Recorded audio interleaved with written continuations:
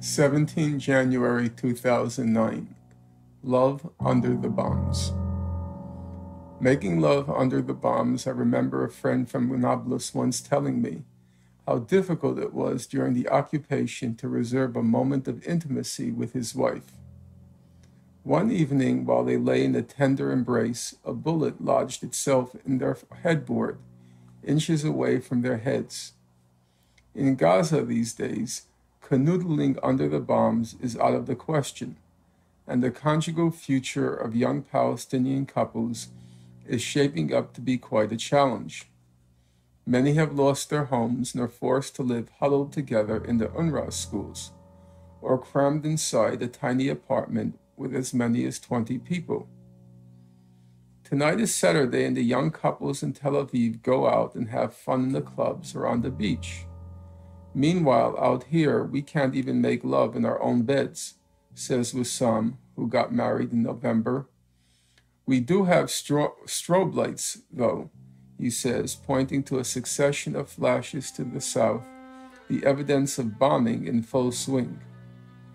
Young men like Wissam, himself aged 19, become fathers very early in life and are already grandfathers by middle age, being aware that, as they are in Palestine, this is the only form of survival available to them.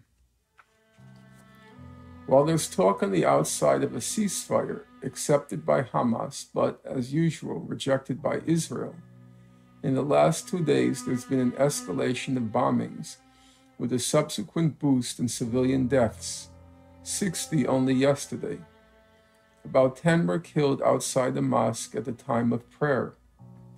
What worries Palestinians the most is the call for a ceasefire without reopening the border crossings at the same time.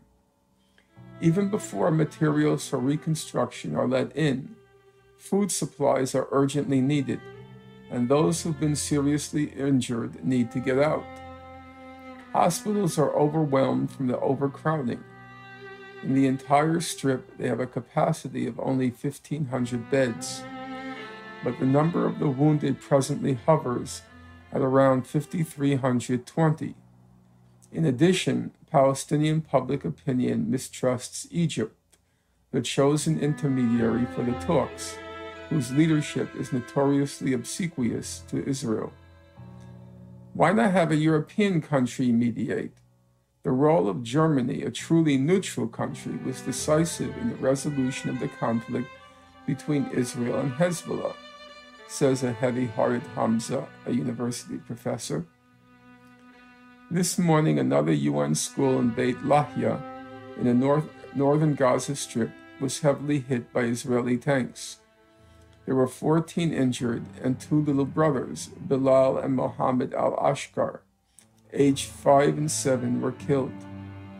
Their mother survived but lost both her legs. Along with the 42,000 others, they had sought shelter in the school after Israel had ordered them to evacuate their homes. They believed they'd be safe there, just like the 43 refugees exterminated on the 6th January in the UNRWA school massacre in Jabalia.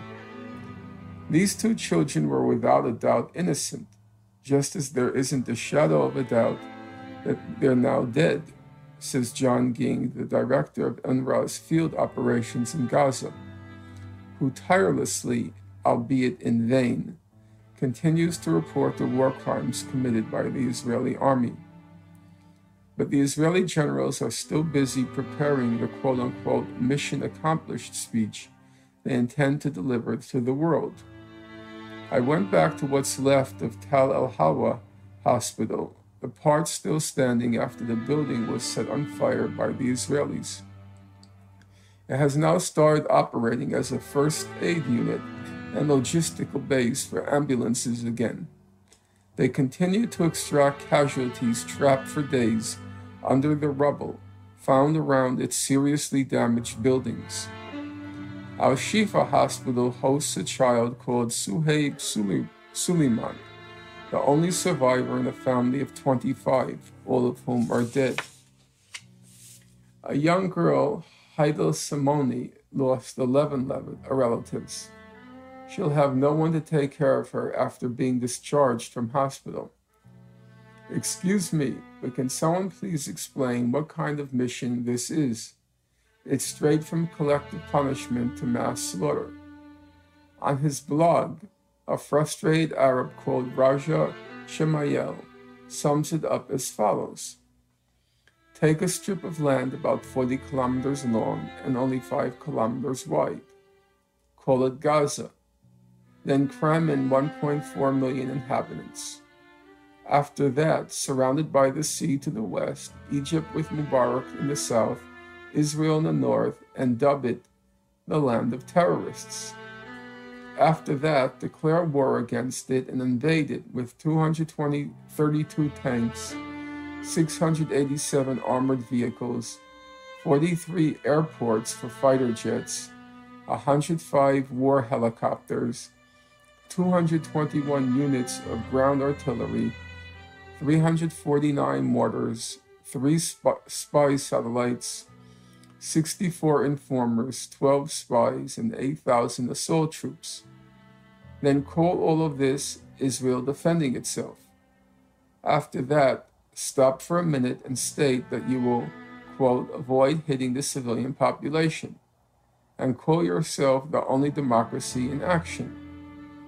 Whichever way you look at it, only a miracle could prevent you hitting those civilians, or it could quite simply be a lie. But once again, just call it Israel defending itself. Now comes the question, what would happen if the invader turned out to be a liar? What would happen to those unarmed civilians? With such firepower, how could even Mother Teresa or Mickey Mouse avoid hitting all those civilians considering the situation?